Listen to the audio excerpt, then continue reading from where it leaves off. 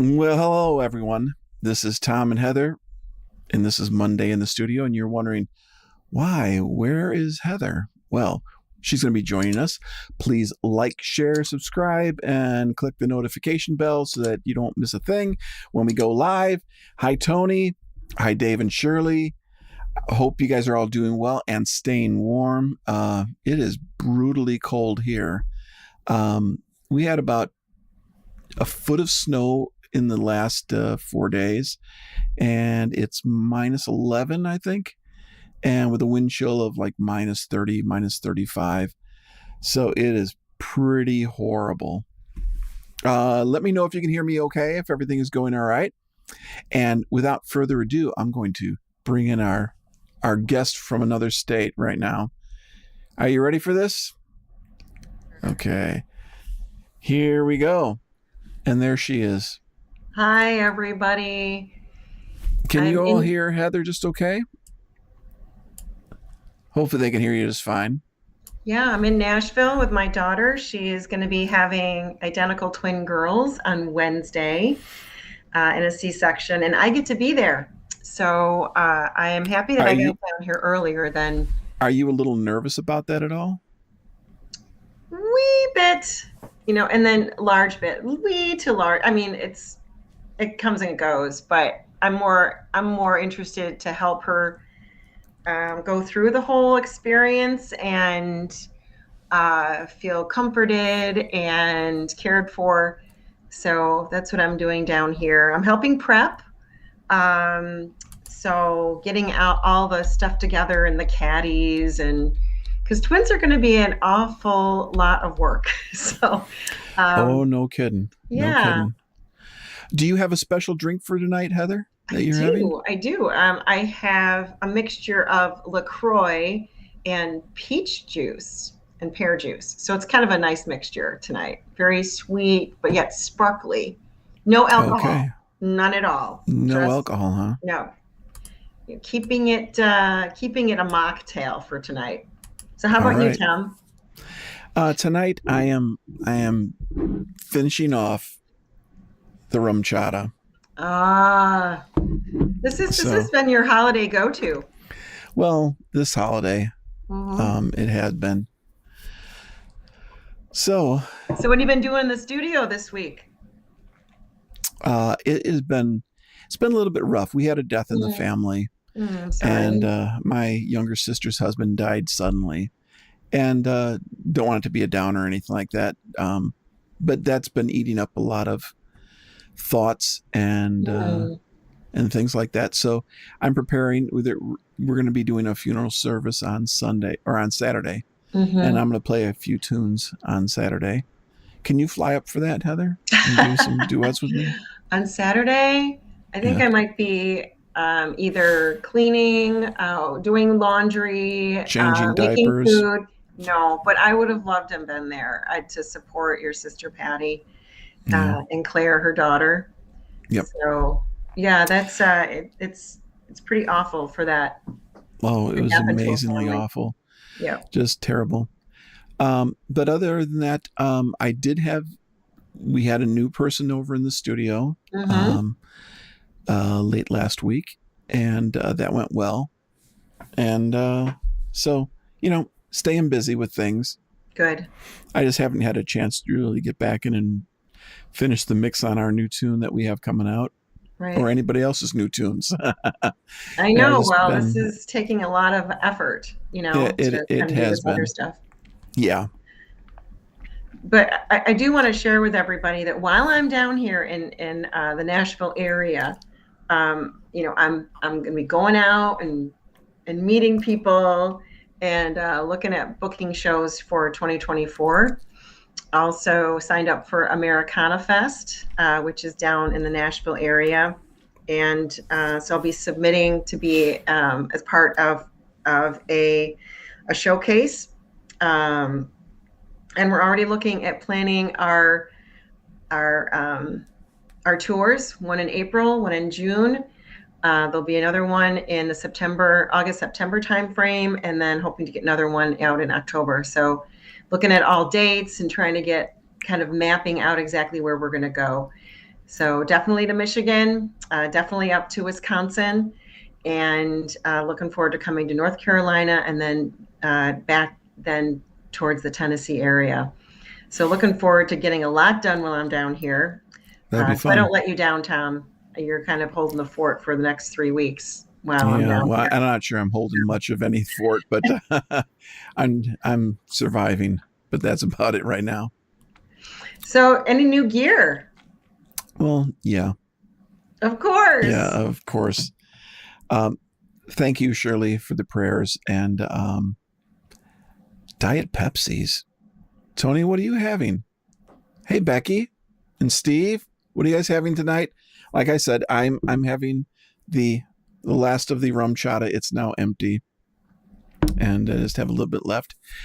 Um, well, when you're recording, there's multiple pieces to it. You have microphones. The microphones go into preamps. The preamps go into an audio interface.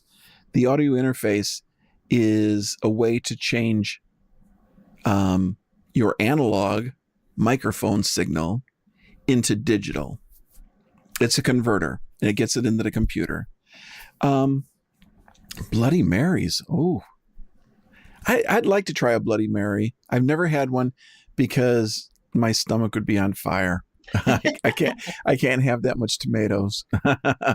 But anyway, so I have a really I have like world class audio interface. It's one of the best made. Um, and but I've been running it half analog and half digital, and I wanted to have some more channels of analog. So I ordered up another card to go in it, and just just the single card is more expensive than almost any other interface. How do you So, do it? well, It's like like I said, a woman going through like a whole resale shop and like everything else is $1, but yet the thing that she wants to buy, and I think maybe many of us have gone through this, it ends up being like the only $20 item at the resale shop. So, it's like, oh, I want all these. Oh no, I want this one. Oh, that happens to be the most expensive one. So I well, don't I don't know how you do that. no, it's I It's a over gift. the It's a gift. years we just keep upgrading and upgrading and upgrading and Hmm. making things as nice as they can be. Because at some point in the not too distant future, I'm not going to be able to afford to buy anything, so I'm getting all the things in place. Like in theory, that's the last audio interface I should probably ever need, Right. because it's as good as you can get at this point in time. Right. So I'm sure it's going to last me quite a long time, and it Awesome. works great. It sounds wonderful. Nice. Um, so I'm anyway, looking forward to trying it out. I was supposed to be in Nashville right I now. know. I I was know. gonna the idea over at a studio in Nashville called Welcome to 1979, which they're all about analog stuff, lots of tape machines, and they actually even make records there. They have a record mastering plant there. But anyway, I was supposed to be there for a kind of a get together with Ben Sneesby from Bee's Knees Microphones in Australia, Hmm. and a bunch of the other guys that are on some forums that I spend a truckload of time with. And that's what I was supposed to do, but that's not what I ended up doing because the weather is terrible. And now you're getting a lot of snow there in Nashville.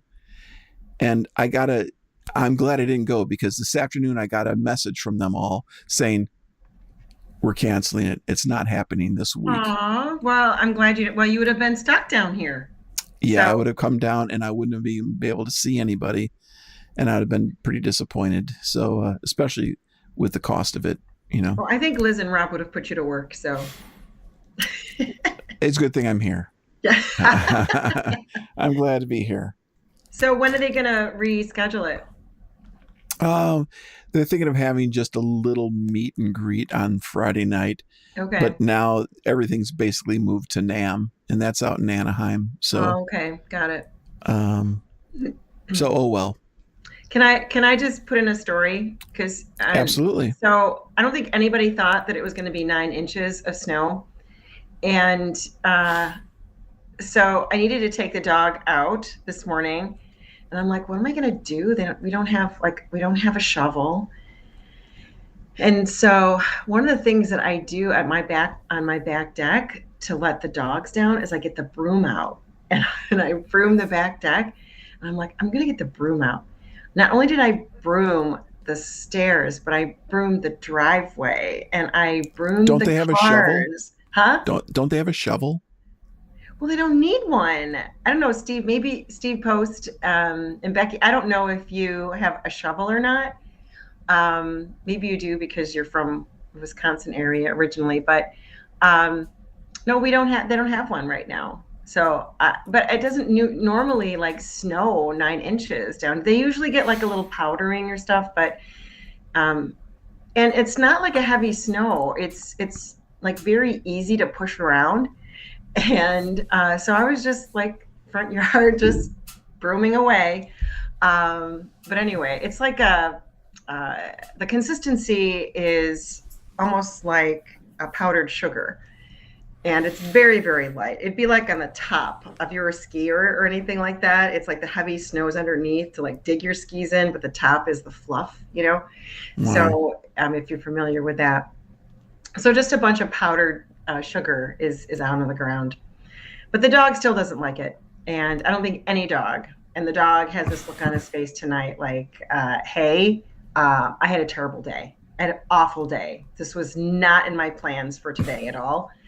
And to me, it was beautiful, absolutely lovely. And my daughter is so excited that her twins are going to be born with a Midwest winter down in Tennessee. So she might be the only person in Tennessee who is like so ecstatic about it.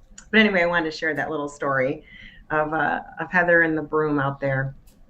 You know, I'm MacGyvering it. That's what I'm really trying to tell you. I'm like a female MacGyver. You're doing what you got to do. I'm right? doing what I got to do, you know? Anyway, Okay. sorry to waylay you. That's all right. That's so all right. you had someone new that came in to record Yep. this week. Mhm. Somebody from our open mic at Pollyanna that we used to have.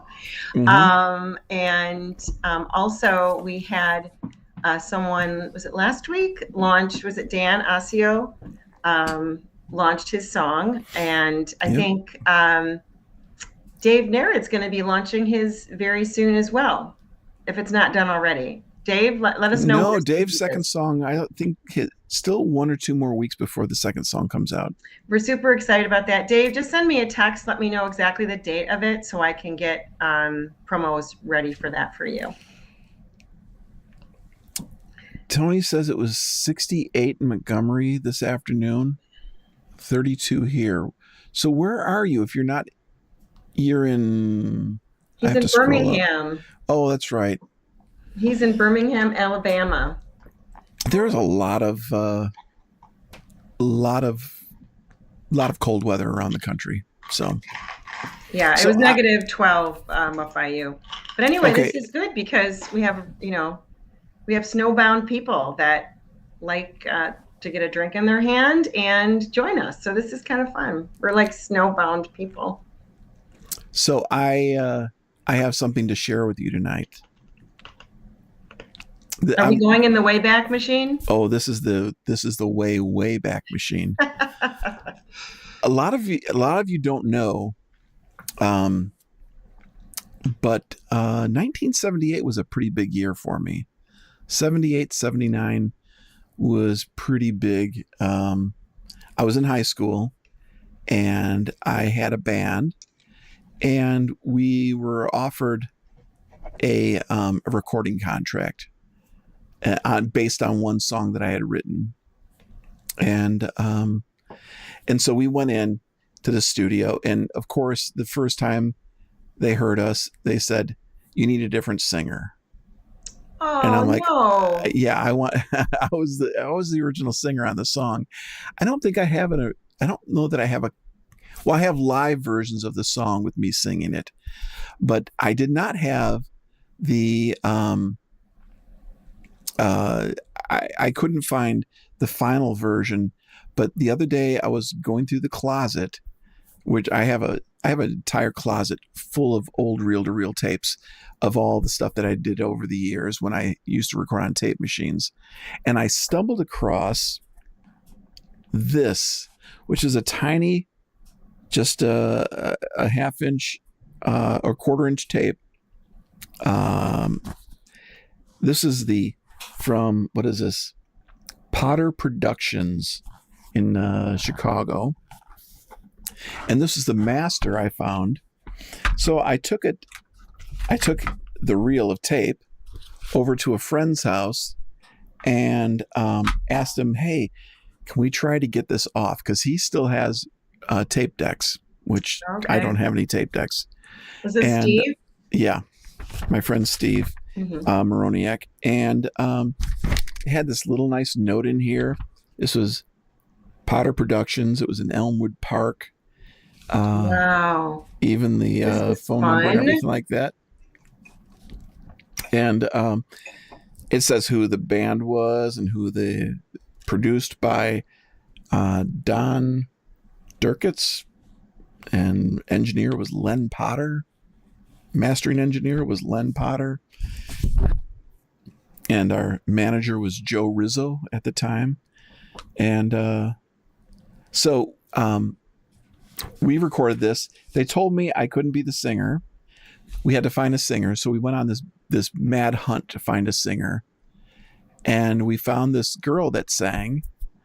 We didn't know her. I think we what was, wasn't Trading Times. It was probably Illinois Entertainer or something like that we put an ad in looking for a singer.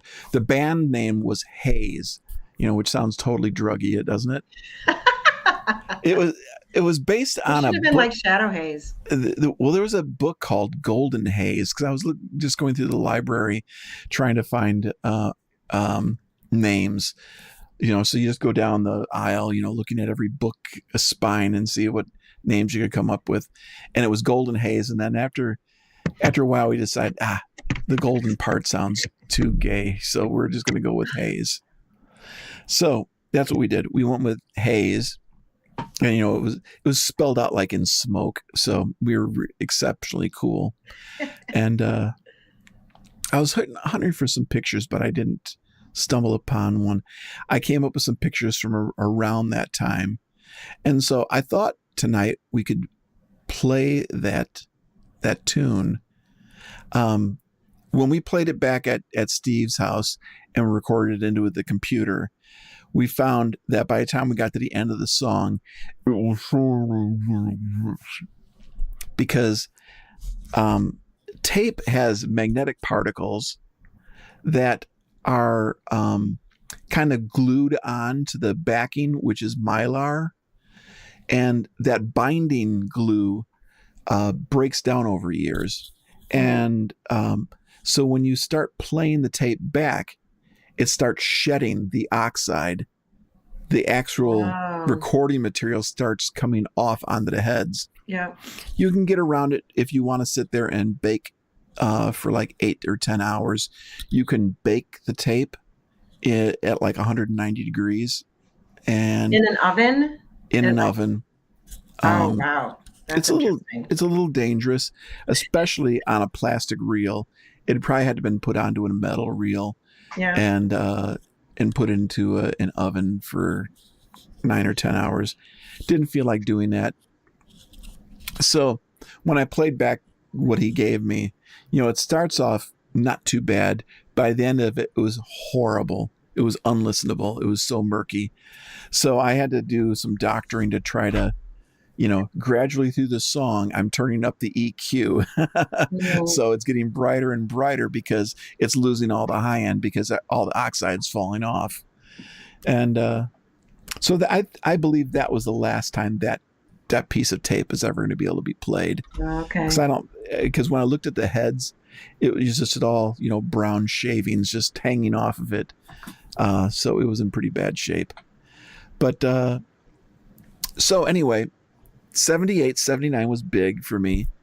I believe it was 78. I was in the high school jazz band, and we were at the Collegiate Jazz Festival in Notre Dame, Notre and Dame. yeah, Notre and Dame. and my our high school, we won. And Woo! because we won, what we're able to do is we get a chance to play uh, at the Collegiate Jazz Festival for the colleges, where they have the showcase in the big stadium. So I got to play guitar with the jazz band in a stadium. Um, and that was the day I also won the most outstanding soloist award for the festival, and which was a surprise to everyone, including me, because when we did our tunes, and of course I think I had a solo in every one of the songs, and they were jazz, obviously big jazz tunes, a lot of Thad Jones, and we might have played Chick Corea, Spain, um, some Maynard Ferguson stuff as well. And so I had my guitar solos, and when we got finished, the judges come in and they review you after you finish. You go backstage, and the judges come and review you. And this was during the competition part, and they came back and just blasted me. They were just like, that wasn't jazz, that was blues. And what are you doing? You're bending strings and you're doing all this stuff. And so I was thoroughly shamed, and I was like totally horrified. And then Aww. and then later on that same day, sitting up in the stands watching the end of it in the award ceremony, and then to be called up for most outstanding soloist, that was something, which I couldn't really understand that. Interesting. I never It knew the was, story. That's fantastic. and for a while I had it was like I don't know, it was a kind of a big coin kind of thing, a medallion kind of thing. And I had a gold necklace made for it. And for a while I wore it. It was way too heavy and stupid Like Mr. looking. T? Yeah. Like, Yeah. I pity the fool. And so I put it on a chain, and then I hung it on my mirror in my car. And obviously God felt that I was getting too cocky, because it was not too many months after I hung it in my car that somebody broke in during one of my rehearsals and they stole it. oh my gosh, that's such a sad story. I think they stole my radio too. Oh They stole my my radio God. and my major award. That was your So major anyway, award. yeah. Oh wow. So anyway, that was a big year. And now I'm going to play this song. This song was called Tables Turning, which, the funny thing about it, it was an angry song written about my drummer at the time. I've always had a problem with drummers. And it was basically like, I can't get along with you. You keep telling me everything's not any good and blah, blah, blah. And so he left the band. I wrote a song about him, and he came back and he's in the band again. And he was actually on the recording, but he never knew it was about him until now. So Jim, Jim Rizzo, if you hear this, this is I wrote for you. And how endearing. yes, the other people on it, real quick, and then I'll play the song. It's only a 3-minute song, so we got some time. Hope this won't bore you guys to death. So it was me, and I wrote the song, and I played lead guitar on it. Jim Rizzo was on drums. My friend Cliff Zwybrook was on bass. Cliff actually played in Shadowfields before it was Shadowfields. He played in Humphrey McCown for a little bit. Another friend named Mark Reich was on it. He played guitar, and he also sang background vocals. And the lead singer on this was a girl named Jill Wallen. The only thing I really remember about her was I think she had a purple Gremlin. You remember the Gremlin, AMC Gremlin car? She had a purple one. And I do remember that when we recorded, she blew out 7 channels in their mixer. She was extremely powerful vocalist. And she was so loud that she blew out the channels. And they'd go to the next channel. She'd sing. They'd blow that one out. I don't know how that happened, but she cost them some money. Oh, wow. Okay, are you ready for this? Mm-hmm. Okay, we'll be right back. This is called Tables Turnin' by the band Haze. And maybe I'll get a kick out of this. Here we go.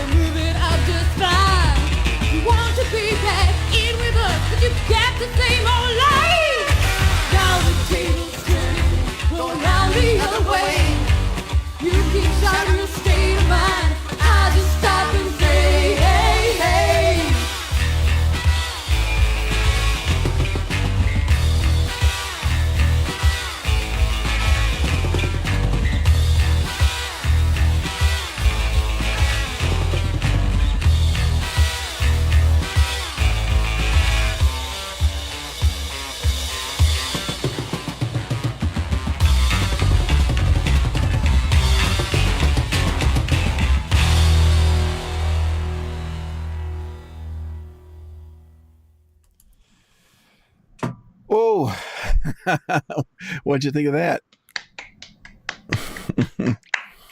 The funny thing is, they shopped it around, and they tried to get us a contract, which they did get us a recording contract. I took the contract home, and my parents then gave it to a lawyer. Yeah, I was pretty skinny back then, huh? How about that? But my parents gave the contract to a lawyer, and the lawyer said, "Do not sign this. You'll never recoup any money at all." But then, years later, I found that, it was less than the norm in some ways. Basically, as an artist, especially back in the 70s, you were making 7 cents on a dollar. Or 8 cents on a dollar. They offered us 8 cents on a dollar. Sometimes you could get up to 12 points or 12%. as an artist. But then you got to it's interesting. A record label is taking all the risks, but they're taking, in most cases, 90% of the profit. Mm-hmm. And then that last 10%, you have to share between all the band members and your management and your agent. So it wasn't such a It's great still deal. better than Spotify. Yeah, it was. Yeah. And unfortunately, a couple things went wrong. Obviously, I didn't sign it, and because I didn't sign it, the band kind of broke up. Not too long after that, Jill left. I think she left also because I wasn't really easy to get along with. I know, shocking. I Shocking. I think that I think Jill had a really great voice and it was strong. It was she could do some heart stuff really well, and we could have probably gotten much further had we stayed together. But at that point in time in my life, my ego was so gigantic that I could not bear to have somebody else be the lead singer of my band. And so I swore at that point I would never work with a female singer ever again. So there you What go. did you do? I know. I went back. And yes, surely Zeppelin, Heart, not much Hendrix. I was not really a big Hendrix fan. Very big Aerosmith, very big Ted Nugent, early Nugent. But it was mostly Zeppelin and Aerosmith. When Jill joined the band, we started doing some Heart stuff, and it was good. We were able to pull that off. But like I said, I wrecked it. So I fully take responsibility for us not getting where we could have been. And, I wonder what would have happened had I done that, and had we taken the contract. Maybe nothing would have come of it, or maybe I would have had my red jalopy driving out to California like I dreamed. Well, you know what? Things happen. Well, my belief is that things happen for a reason, right? So, you know, you know what? Had you done that, you might have been definitely a different person, right where you are today. Definitely, Yeah. things would have been different. But those pictures were when I was 17, and I believe that's when it all came down. It was when I was 17.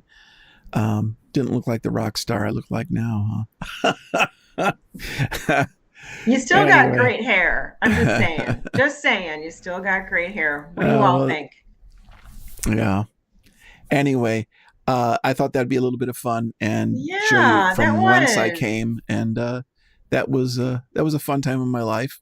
And it wasn't too many years after that everything kind of blew up and started different bands, but that's a So whole you had different a theme story. tonight. Can I tell you what the theme was? Because I What's like to that? look at themes.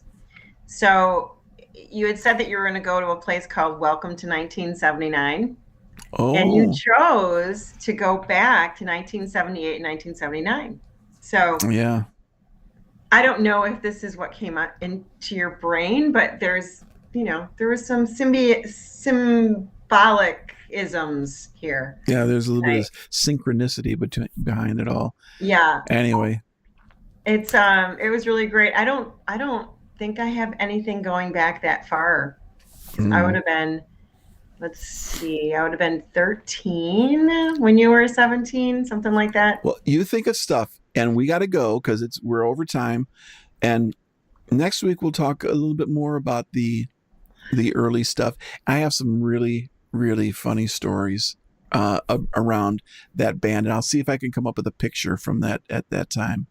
I don't know if I'm Awesome. going to find one, but I'll look for something, and we'll have some more fun next week. And Tom, Uh, I might be able to send you some pictures of the twins if people would like to see them. So oh, that'd that's be a lot of fun. obviously, it's just a different studio, but I'll be in the operating room on Wednesday. It's an operating studio. Let's just say that. And then there's things that are going to be happening, but I'd be more than happy to send you some stuff if people are interested. Yeah, yeah. It's I would love to see that stuff, and I want to be able to show the babies, and we'll be all praying for Liz, and that everything is just great. Thank Just you so much. a true blessing. Yeah. Okay. All right. So Well, thanks th- so much for inviting me in, Tom. And thanks everybody I for miss being here with us everybody. tonight. And stay safe and don't get too cold and try to stay warm. And we'll be back again on Monday night for more fun. And we can tell some funny stories of our early careers.